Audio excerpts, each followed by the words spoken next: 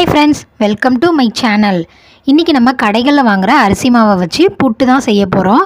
நம்ம புட்டுக்குள்ளல் எதுவுமே பயன்படுத்தாமல் டம்ளர் வச்சு தாங்க செய்ய போகிறோம். வாங்க, ரொம்பவே ஈஸியாக சீக்கிரமாக செய்கிற இந்த அரிசி புட்டை எப்படி செய்யலான்னு பார்க்கலாம். இப்போ நான் ஒரு 2 கப் அளவுக்கு அரிசி மாவு எடுத்துக்கிறேன். நீங்கள் எந்த பிராண்டில் வேணாலும் எடுத்துக்கலாம். இப்போ இந்த புட்டுக்கு தேவையான அளவு நம்ம உப்பு சேர்த்துக்கலாம். சேர்த்துட்டு நல்லா மிக்ஸ் பண்ணி விட்டுக்கோங்க. உங்களுக்கு எல்லா மாவுலேயும் நல்லா உப்பு கலந்து வரணும், அந்த மாதிரி மிக்ஸ் பண்ணி விட்டுக்கோங்க.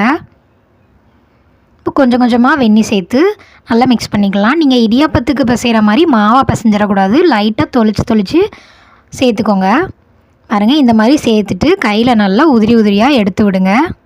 இப்படி நல்லா பிசைஞ்சிங்கன்னா உங்களுக்கு உதிரி உதிரியாக வரும். நீங்கள் கரெக்டாக தண்ணி சேர்த்து இந்த மாதிரி கொலக்கட்டை மாதிரி பிடிச்சிங்கன்னா உங்களுக்கு ஒன்று சேர்ந்து வரணும், உதிரணும். இதுதான் கரெக்டான பக்குவம். நீங்கள் சுடுதண்ணி மட்டும் கொஞ்சம் பார்த்து சேர்த்துக்கோங்க, ரொம்ப சேர்த்துறாதீங்க, இல்லைன்னா உங்களுக்கு புட்டு ஒழுங்காக வராது. இப்போ நமக்கு மாவு ரெடி ஆகிட்டு 2 டம்ளர் எடுத்துருக்கிறேன். அந்த டம்ளரில் கொஞ்சமாக நெய் சேர்த்துக்கிறேன். நெய் சேர்த்துட்டு நெய் எல்லா பக்கமும் படுற மாதிரி நம்ம அப்ளை பண்ணி விட்டுக்கலாம். நீங்கள் நெய்க்கு பதிலாக எண்ணெய் கூட சேர்த்துக்கலாம், உங்களோட விருப்பம்தான். இப்போ நான் கொஞ்சமாக ஃப்ரெஷ்ஷான துருவின தேங்காய் சேர்த்துக்கிறேன்.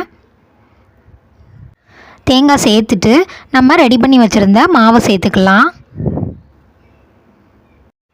பாருங்க, இந்த மாதிரி நம்ம மாவை சேர்த்துக்கலாம். இதுக்கு மேலேயும் நான் கொஞ்சமாக தேங்காய் சேர்த்துக்கிறேன். இந்த புட்டு கூட நீங்கள் தட்டாம்பயிறு இல்லைனா பாசிப்பயிரை வச்சு கூட குழந்தைங்களுக்கு கொடுக்கலாம். அப்படி இல்லைனா வாழைப்பழம் கூட சேர்த்து கொடுக்கலாம், ரொம்ப நல்லாயிருக்கும். இப்போ லைட்டாக இந்த மாதிரி செஞ்சுக்கோங்க.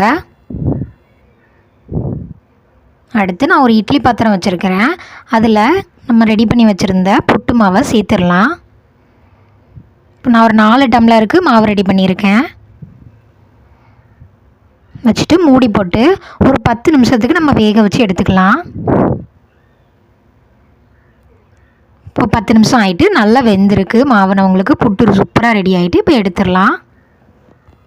இப்போ நம்ம ஒரு பிளேட்டுக்கு மாற்றிடலாம். உங்கள் வீட்டில் புட்டுக்குழல்லாம் இல்லை அப்படின்னா நீங்கள் கவலையப்படாதீங்க. இந்த மாதிரி டம்ளரில் வச்சு செஞ்சு பாருங்கள், உங்களுக்கு ஒட்டவே செய்யாது, நல்லா வரும். பாருங்கள் எந்த அளவுக்கு ஒட்டாமல் சூப்பராக வந்திருக்குன்னு.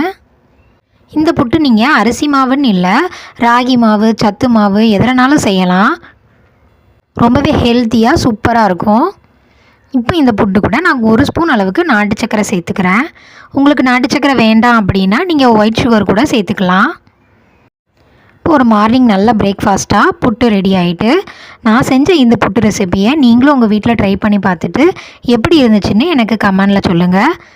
என்னோடய வீடியோவை லைக் பண்ணுங்கள், சப்ஸ்கிரைப் பண்ணுங்கள், ஷேர் பண்ணுங்கள். தேங்க்யூ.